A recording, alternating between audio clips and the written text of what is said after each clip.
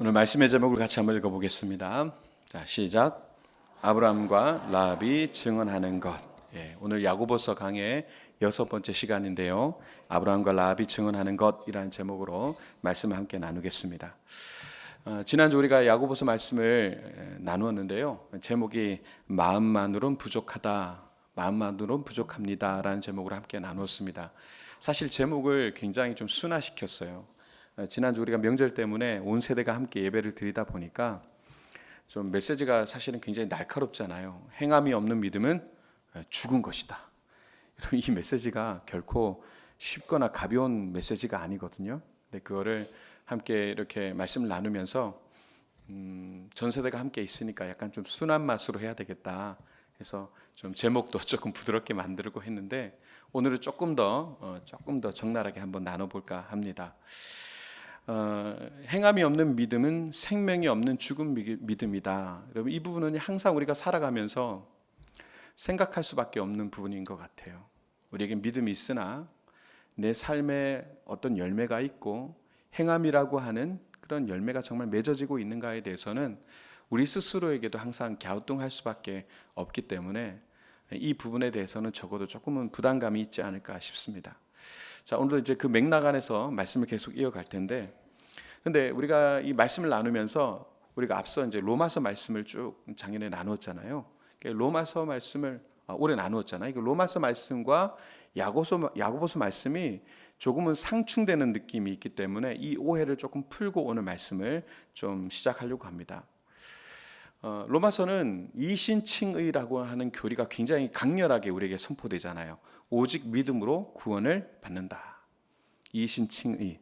이 사도 바울의 이 강력한 선포가 우리에게 큰 은혜가 됩니다. 믿음으로 구원을 받는다. 할례를 행하지 않고 율법을 지키지 않고 또 이방인인 그 이방인 사람들에게 복음을 전함에 있어서 그런 것이 중요한 것이 아니라 네가 가진 믿음, 그 믿음이 중요하다. 그 믿음으로 구원을 받는 것이다 라고 얘기했던 그것. 우리도 이제 유대인 입장에서는 우리도 이방인이잖아요. 우리도 자격 없는 우리가 하나님의 은혜로 그것을 믿음으로 말미암아 구원받았다는 것이 얼마나 기쁜 일입니까? 그런데 그 바울의 선포와 오늘 야고보가 얘기하는 행함이 없는 믿음은 죽었다라고 하는 이 선언이 사실은 느낌적으로 상충이 되는 거예요. 내가 믿음으로 구원을 받았다라고 얘기했는데, 근데 그 믿음이 행함이 만약에 없으면 죽은 믿음이다. 믿음이 죽는 건가? 이런 생각. 그렇죠? 근데 이 질문은 아주 오래된 역사를 가지고 있는 질문입니다. 지금 당장 우리가 하는 질문이 아니라 아주 오랫동안, 그리고 믿음의 대가들도 이 질문을 했고요.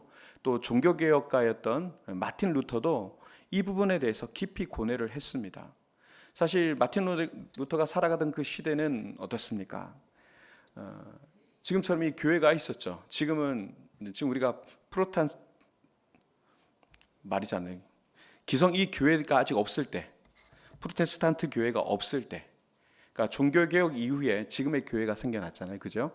자, 그때에는 이렇게 예배를 드리면 제가 설교를 할 때 여러분들이 아무도 못 알아듣는 사원이 라틴어로 설교를 하는 겁니다.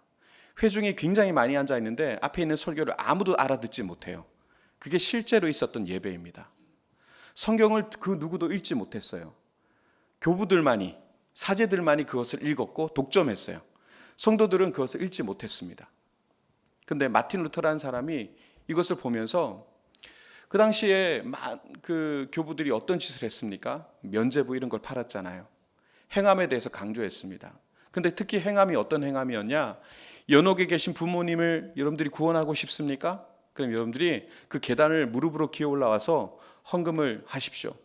그 동전이 딸랑하고 그 딸랑하는 소리가 나면 그 연옥에 있던 부모님이 천국으로 넘어갈 겁니다. 이런 식으로 해서 호도해서 많은 수익을 거둬들이고 그걸로 지금 그 자랑스러운 베드로 성당이라든가 엄청난 그런 건물들을 지어 올렸지 않습니까? 그래서 행함을 굉장히 강조했어요. 근데 행함이라는 것도 많이 삐뚤어져 있죠. 그런 속에서 마틴 루터는 그런 하찮은 그런 격식들이 아니라 가만히 보니까 로마서에 보니까 믿음으로 구원받는다라는 것이 분명히 되어 있는 거예요. 아브라함조차도 믿음으로 구원받았다는 것이 창세기 15장이 분명히 나와 있고요. 그래서 그때 종교개혁을 일으켰고, 그리고 이 성경을 제대로 읽혀야 되겠다는 생각이 들어서 최초로 독일어로 모든 성경을 번역을 해버렸지 않습니까? 그때 마침 인쇄 기술이 나타남으로 인해서 많은 사람들이 그거를 인쇄해서 성경을 읽게 되었고, 그때 종교 개혁과 동시에 종교 전쟁이 일어나 버렸죠. 그렇습니다. 마틴 루터는 그러한 상황 속에 있으면서 이 야고보서에 대해서 별명도 지어줬습니다. 지푸라기 서신이라고. 믿음으로 구원을 얻는다는 것에 대해서 아주 강렬하게 그 시대를 대변하는 사람이었기 때문에 이 야고보서가 얘기하는 행함에 대해서는 사실 굉장히 좀 삐딱한 마음이 있었던 것 같아요. 그래서 이 책을 지푸라기 서신이라고까지 폄하했습니다. 근데 사실 이제 그건 아니죠. 자, 제가 먼저 오해를 좀 풀고 싶은 부분은 뭐냐 하면, 사도 바울과 그럼 야고보가 얘기하는 것이 정말 상충되는 것이냐, 서로 싸우고 있는 것이냐, 전혀 그렇지 않다는 것을 말씀드리고 시작하려고 합니다. 마치 이 두 사람이 어떻게 지금 싸우고 있냐를 제가 비유를 들자면 이런 거 있어요. 두 사람이 등을 맞대고 싸우는 겁니다. 등을 맞대고, 같은 편인데 등을 맞대고 내가 저쪽하고 싸울 테니까 너는 저쪽에서 싸워 하고 권총 두 개를 들고, 야고보는 저쪽에, 바울은 저쪽에서 싸우고 있는 거예요. 본래는 한 편입니다. 근데 어떻게 싸우고 있느냐? 자, 사도 바울이 싸웠던 것은요, 구원의 정문이에요. 어떤 거냐? 구원받기 위해서 행위가 필요하다라고 얘기했던 이 율법주의자들, 바리새인들, 이런 사람들과 싸우는 거예요. 그 사람들은 어떻습니까? 율법에 능한 사람들이죠. 행위가 중요한 사람들이었어요. 그래서 겉으로 보기에는 너무나 뻔질하게 행위했지만 그 안에는 어떻습니까? 믿음이 없는 거죠.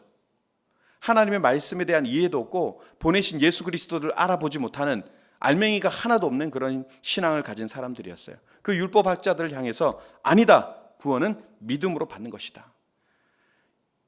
율법자들과 율법주의자들과 바리새인들은 자신들이 행한 선민의식, 그리고 할례, 율법을 지켜야 구원을 받는다고 얘기했으니까요. 근데 그들 향해서 아니다, 믿음으로 구원을 얻는다 하고 그들과 싸웠습니다. 그럼 야고보는 누구하고 싸우는 것이냐? 야고보는 누구와 싸웠습니까? 이미 구원받은 사람들이 모여있는 교회 안에서, 교회 안방에서 싸웠습니다. 여기에는 어떤 모습이 있었냐면, 나 예수 믿어서 구원받았어. 그럼에도 불구하고 어떻게 삽니까? 방종하며 사는 거예요. 나 구원받았으니까 지금부터는 자유해. 그러면서 방종하게 되는 거죠. 아무렇게나 살아도 된다. 영적 방임주의자들이 교회 안에 만연했던 겁니다. 그들과 함께 싸우는 거예요. 아니다, 당신의 믿음이 정말 진짜라면 삶으로 열매가 있어야 되고 증명해 보여야 된다라고 그들과 함께 지금 싸우고 있는 것입니다. 그러니 바울과 야고보가 서로 싸우고 있는 것이 아니라 서로 등지며 싸우고 있는 대상이 다를 뿐인 것이죠. 이것을 먼저 우리가 인지하고 오늘 말씀을 함께 나누겠습니다. 자, 오늘 야고보는요, 이 살아있는 믿음의 실체를 증명하기 위해서 두 사람의 증인을 등장시킵니다. 한 사람은 제목이 나와 있지만 한 사람은 누구죠? 아브라함. 한 사람은 라합이라고 하는 두 인물이 나옵니다. 사실 굉장히 대조적이죠. 한 사람은 구약 성경에 있어서 유대 민족에 있어서 가장 위대한 인물이고요, 또 라합이라고 한 여인은 정말 성경에 나오는 가장 비천한 여인 중에 한 사람이었습니다. 자, 근데 이 두 사람의 증언을 통해서 우리가 가진 믿음이 진짜인지 아닌지, 살아있는 믿음인지 죽어있는 믿음인지를 점검해야 된다라고 얘기하고 있는데, 그것이 바로 저와 여러분들에게 오늘 주시는 바로 그 메시지입니다. 한번 스스로의 모습을 한번 점검해보는 그런 시간이 되시기를 바랍니다. 자, 먼저 오늘 20절을 말씀을 같이 한번 읽어보겠습니다. 자, 시작.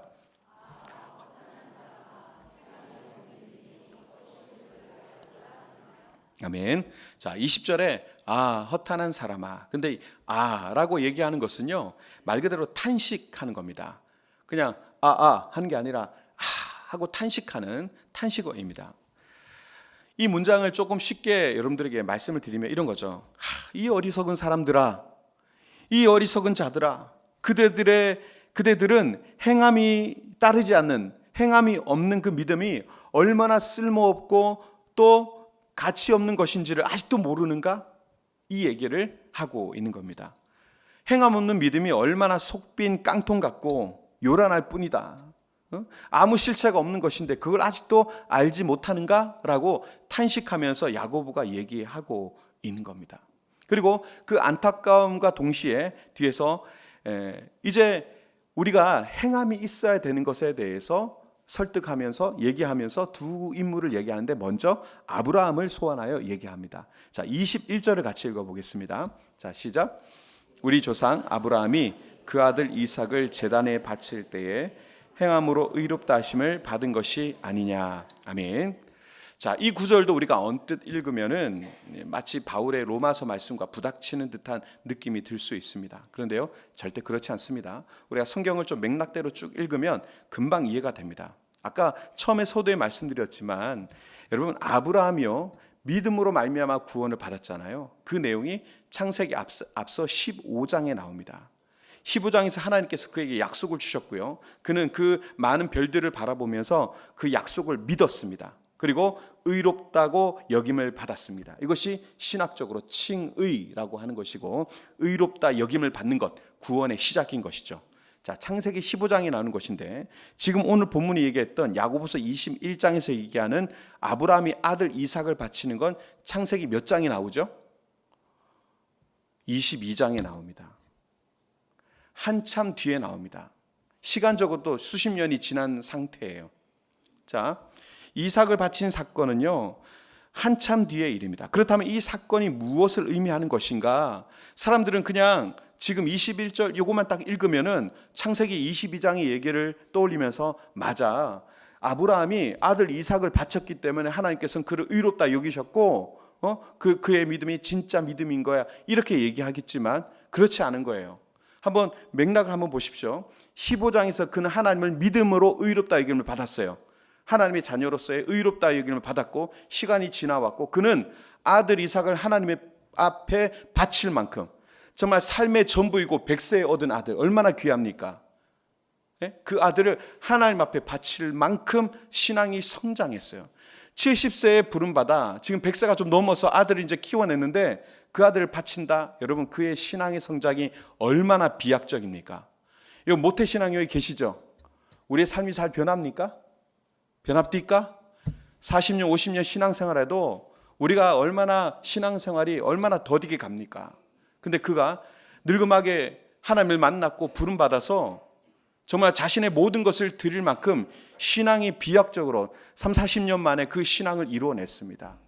저는 아브라함의 믿음이 정말 대단한 것 같습니다. 근데 하나님을 믿는 믿음으로 의롭게 되어 신앙이 성장했는데, 그 믿음이 살아있는 믿음인지를 한번 증거해내는 역사가 어디에 나타나느냐? 바로 이 창세기 22장에 등장합니다. 그리고 그 증거가 뭐냐? 행함이었는데, 어떤 행함? 말 그대로 하나님 앞에서 자신의 가장 귀한 것을 기꺼이 바치는 행함을 통해서, 이삭을 바치는 순종을 통해서 그가 가진 믿음이 살아있는 믿음인 것을 증명해 보인 것입니다. 그리고 나서 22절 말씀이 이 관계를 정확하게 설명하는데요, 오늘 야고보서 2장 22절을 같이 또 읽어보겠습니다. 자, 시작. 내가 보이거니와 믿음이 그의 행함과 함께 일하고 행함으로 믿음이 온전하게 되었느니라. 아멘. 자, 자세히 한번 보십시오. 내가 보거니와 믿음이 그의 행함과 함께 일한다. 믿음이 행함과 함께 일하고, 그리고 행함으로 말미암아 믿음이 어떻게 됐다? 온전하게 되었다. 이렇게 얘기합니다. 자, 행함과 믿음과 행함이 함께, 믿음 플러스 행함. 그래서 행함으로 믿음이 온전하게 되었다. 여러분, 믿음과 행함은요, 함께 일하고라고 이렇게 돼 있잖아요. 원어적으로 보면 시네르게오라고 하는 이제 헬라어인데, 시네르게오 이 뜻이 뭐냐면 함께 일하다, 협력하다, 그리고 동력하다, 이런 의미를 가지고 있습니다. 근데 이 시네르게오가 지금 파생되어져서 나타난 현대어의 단어가 뭐냐면 시너지입니다. 시너지. 그러니까 믿음과 행위가 함께하여 시너지를 낼 때 온전하게 된다, 이런 뜻을 가지는 겁니다. 자, 성경에 보면, 세번역 성경에 보면 이렇게 돼 있어요. 그대가 보는 대로 믿음이 그 행함과 함께 작용한 것입니다. 이렇게 번역되어 있습니다. 이게 좀 더 명확한 번역인 것 같아요. 믿음이 그 행함과 함께 작용한 것입니다. 그러므로 그 행함으로 믿음이 완전하게 되었습니다. 이렇게 번역하고 있습니다. 자, 위에서는 온전하게 되었다. 밑에서는 완전하게 되었다. 이라고 이제 얘기하고 있죠. 예. 여러분, 믿음이 만약에 뿌리라면 행함은 열매와도 같습니다. 뿌리가 없으면 열매가 맺어질 수 없죠. 그리고 열매가 없다면 이 뿌리가 건강한지에 대해서, 살아있는지에 대해서 증명할 수가 없습니다. 열매가 없다면. 그리고 그 행함을 통해서 믿음이 온전하게 되었다. 근데 이 온전하게 되었다라는 이 원어적 의미가 뭐냐면 완성되었다. 성숙의 목표에 도달했다. 이런 뜻을 가지고 있거든요. 그렇습니다. 그러면 오늘 아브라함의 사건을 오늘 말씀에 빗대자면 어떻게 될까요? 아브라함의 믿음은 이삭을 가장 아끼는 소중한 것을 하나님 앞에 바치는 행함을 통해서 그 믿음이 믿음의 절정에 이르렀고 완성되었다. 이렇게 얘기할 수 있는 것이죠. 오늘 야고보가 얘기하는 것이 이 부분입니다. 그러니 여러분, 행함이라는 것이 얼마나 중요한 것입니까? 근데 이것이 이루어졌어요. 그러면 하나님께서 이걸 어떻게 보시냐? 23절을 보면 너무 멋진 표현이 나와 있어요. 자막에는 없습니다. 어떻게 되냐면 하나님의 벗, 하나님의 벗이다 라고 칭함을 받았다고 선언합니다. 아브라함이 하나님의 친구라는 그런 칭함을 받았다고 선언하고 있습니다. 여러분, 친구 있으시죠? 친구도 없으신 거예요. 정말 친한 친구는 어떻습니까? 이분은 막 믿어 이렇게 하지 않죠. 정말 친한 친구는 어떻습니까? 마음을 나누죠. 밖에서 하지 못한 얘기, 부모님에게도 하지 못한 얘기도 친구한테 털어놓고, 그죠? 그리고 가장 소중한 것을 야, 너니까 내가 할 수 있어 이렇게 주기도 하고. 그게 친구잖아요. 친구 아이가 뭐 이런 거 있잖아요. 아브라함은요, 자신의 생명보다도 더 귀한 아들까지 내어드리는 그 순종을 통해서 하나님을 향한 자신의 사랑과 신뢰를 증명해냈습니다. 그리고 하나님께서는 그에게 어떻게 하셨다고요? 너는 내 진짜 친구 아이가, 그렇게 말씀하셨다는 거예요. 이렇게 얘기하니까 쏙 들어오죠. 하나님께서 아브라함에게 야, 네 귀한 아들을 나한테 줬다 아이가, 네 친구 아이가, 이렇게 얘기하셨다는 거예요. 아, 이 부대도 이렇게 했어야 되는데 친구라고 그렇게 여겨주셨다는 거예요. 하나님과 친구 되길 원하십니까? 네. 뒤에 가서 한 번 더 결론을 내겠습니다. 자, 그리고 나서 야고보는요, 한 명을 우리에게 더 소개하는데 그것이 바로 라합입니다. 왜 라합을 소개했을까? 여러분, 아브라함 하면 지금 우리에게 있어서는 아브라함은 그렇게 크게 느껴지지 않을 수 있어요. 근데 유대인들에게는 아닙니다. 유대인들에게는 이 사람은 어떤 사람입니까? 믿음의 조상이에요. 믿음의 근간이에요. 네. 그 아브라함을 얘기할 때 너무 거대하게 느껴요. 그래서 아브라함을 예화로 들면 저기 내가 발바닥도 못 쫓아가는데 이런 느낌 있잖아요. 그래서 좀 거리감이 있기 때문에 이 괴리감을 느끼는 자들을 위해서 배려하여 이제는 아예 저 밑에 있는 사람을 하나 끌어당깁니다. 그게 누냐? 바로 라합인 것이죠. 자, 굉장히 의외의 인물입니다. 사실은 야고보서 전체를 봤을 때 아브라함을 얘기한 다음에 어느 적종 수준의 사람이 아니라 라합을 갑자기 꺼내든 건 굉장한 비약이에요. 근데 25절을 같이 한번 읽어보겠습니다. 자, 시작. 다른 길로 나가게 할 때에 행함으로 의롭다 하심을 받은 것이 아니냐. 아멘. 자, 여기서 기생 라합이 등장하죠. 만약에 아브라함이 믿음의 최고 엘리트 코스를 밟은 사람이라면 사실 기생 라합은 도저히 지금의 이 증인석에 언급될 수도 없는 정말 밑바닥 인생의 증인입니다. 절대 성경에서 이렇게 이름을 끌어올릴 만한 그런 대상도 되지 못하는 정말 그런 밑바닥의 인생이었습니다. 이방인이었고요. 직업은 어떻습니까? 사람들에게 손가락질 받는 기생이었습니다.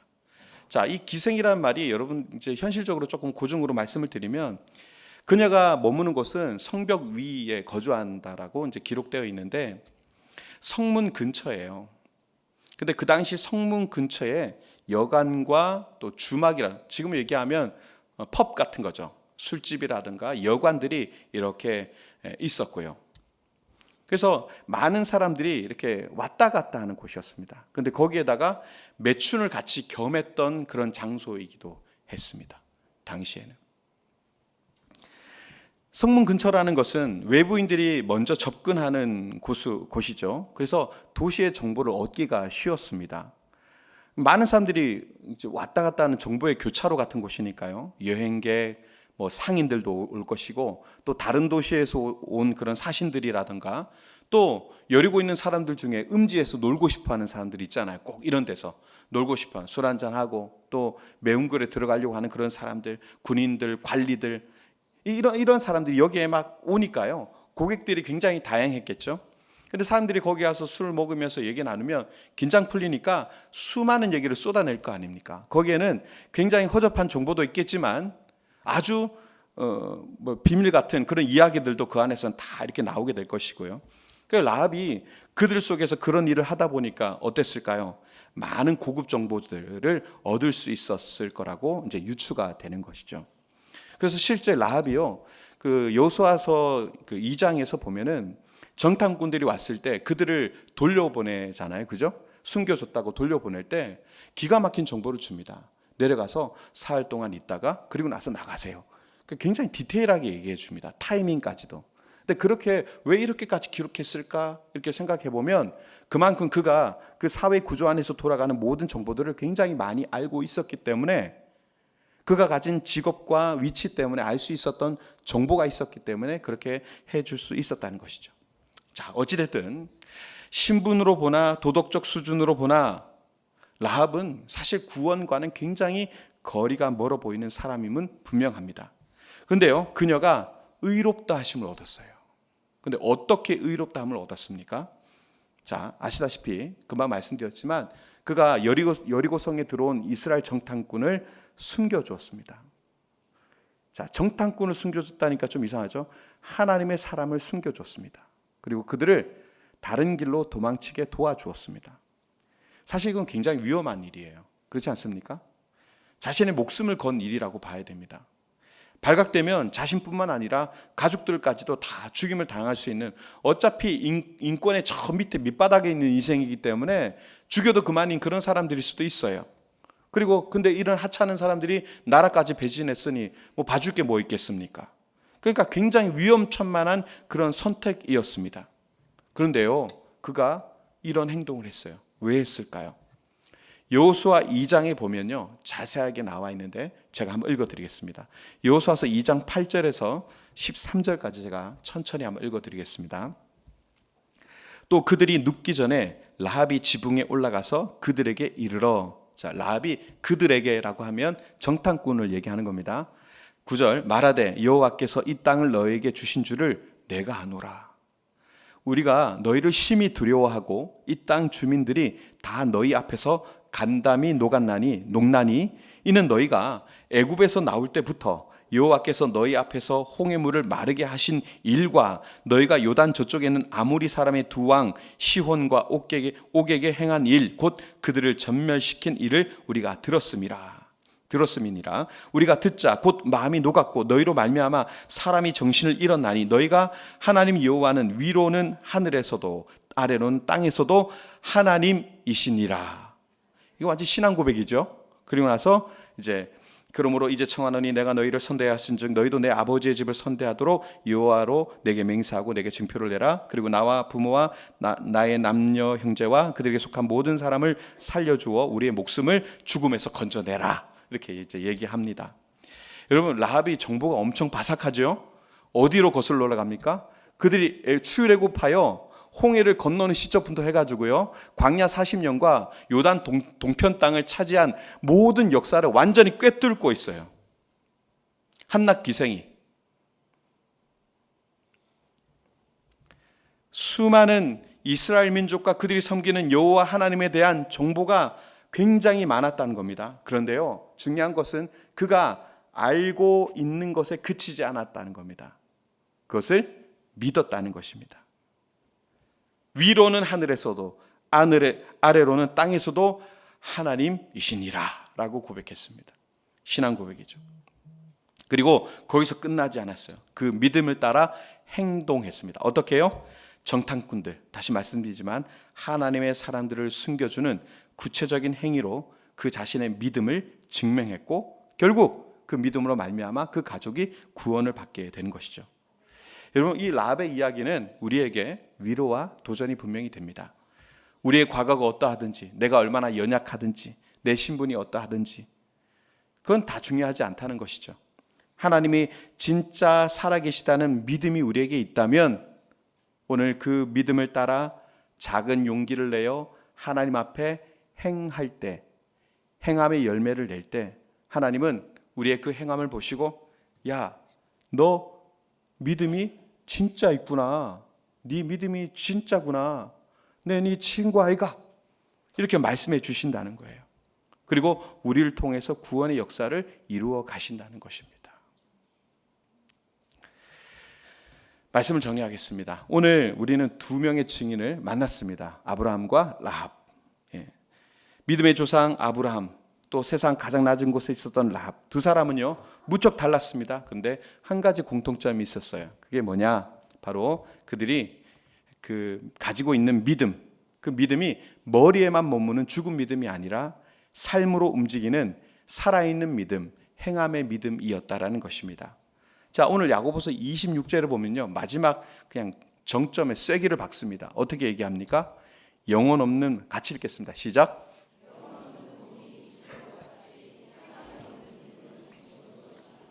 아멘. 몸에 눈, 코, 입 다 있어도요 영혼이 떠나면 뭡니까? 시체인 겁니다. 우리의 신앙 고백이 아무리 훌륭해도 행함이라는 생명이 없으면 영적 시체에 불과하다라는 아주 날카로운 말씀입니다. 그래서 우리의 믿음에 행함이라고 하는 생명의 숨을 계속 우리는 불어 넣어야 합니다. 자, 그렇다면 아브라함과 라합의 증언은 오늘 이 공주를 살아가는 저와 여러분들에게 어떻게 적용할 수 있을까? 그래서 한 두 가지 정도는 말씀을 드리고 말씀을 정리할까 합니다. 자, 첫 번째 도전인데요. 같이 읽겠습니다. 시작. 자, 여러분 하나님 앞에 여러분들 이삭을 한번 드려보십시오. 아브라함의 순종은요 그에게 가장 소중한 것, 미래의 전부였던 이삭을 포기하는 것이었습니다. 물론 하나님께서 오늘 우리에게 자녀를 제물로 바치라는 얘기는 하지 않으십니다. 그러나 우리의 삶에도 하나님께서 우리로 하여금 내려놓으라고 말씀하시는 이삭이 분명히 있을 것입니다. 예를 들어 어떤 분에게는 자녀의 진로라고 하는 조바심일 수도 있습니다. 내 뜻대로 이 대학 가고 어느 직장 가고 이래야 되는데 이런 계획들. 사실 부모가 자식의 삶에 대해서 계획을 하고 재단하는 순간 어떻게 됩니까? 우리의 자녀들의 인생을 온전히 하나님의 손에 맡기는 것, 사실 이거 쉽지 않은 일이지만 이것이 이삭을 드리는 것과 같다, 이런 생각이 듭니다. 또 이런 것들이 있겠죠. 어려운 상황 속에서도 믿음으로 주님 앞에 11조를 드리고 또 도움이 필요한 곳에 기꺼이 구제하는 것, 나의 안전을 하나님께 맡기는 것. 하나님, 내가 가진 모든 것이 하나님부터 왔으니 하나님께서 나를 채우시고 도우실 줄로 믿습니다. 그렇게 흘려보낼 수 있는 이것도 이삭을 드리는 모습과도 같은 것일 것 같습니다. 또 어떤 분에게 있어서는 시간과 또 자존심 같은 것도 있을 겁니다.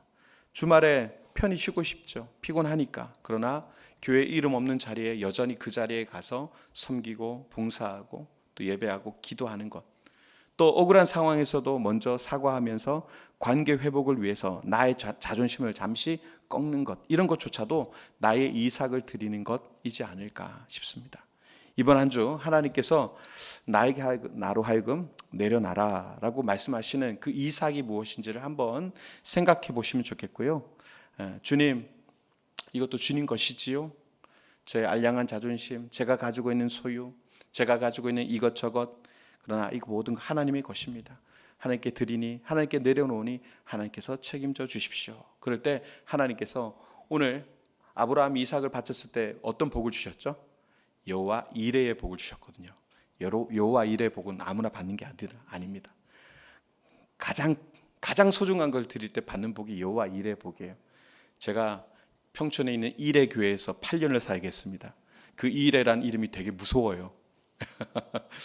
그러나 그 이레의 복을 사모하기도 합니다. 아무튼 여러분들 한번 내 삶의 이삭이 무엇인지를 한번 고민해 보셨으면 좋겠고, 두 번째, 같이 읽겠습니다. 시작. 네, 여러분, 저 붉은 줄이라는 것은요, 우리의 위험을 감수하는 희생을 의미하는 것일 겁니다. 라합의 믿음은 조용하고 안전한 믿음이 아니었습니다.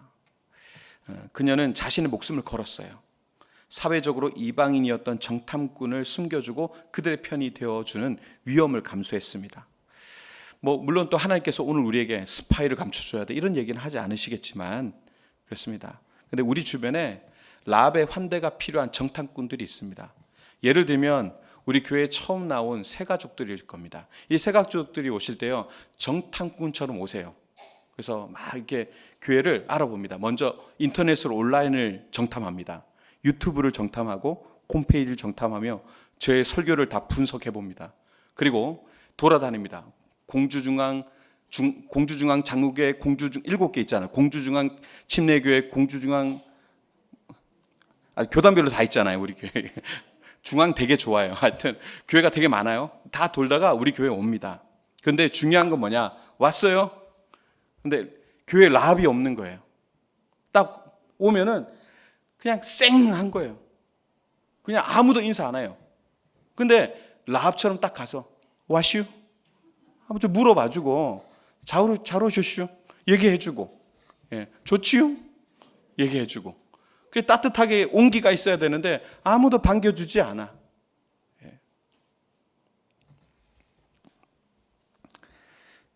여러분, 먼저 따뜻하게 말을 걸 수 있는 용기도요, 라합의 믿음입니다.